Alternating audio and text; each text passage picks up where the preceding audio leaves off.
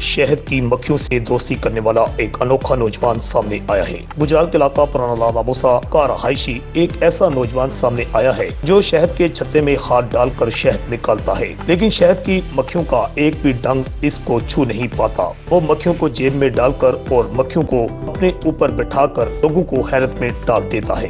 गुजरात के इलाका पुराना लालाबोसा का रहायशी नौजवान इस वक्त जो है मक्खियों से दोस्ती की एक ऐसी मिसाल बना हुआ है जिससे देखने के लिए लोग कतार अंदर कतार लालाबोसा और गुजरात आ रहे हैं।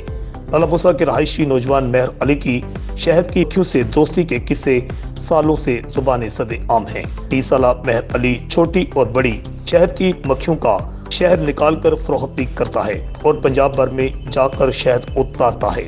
20 साल से वो शहद उतारने का काम कर रहा है और शहद की मक्खियों से उसकी दोस्ती जुबाने ज़दे आम हो चुकी है। रिपोर्ट अल हिजाज न्यूज़, गुजरात।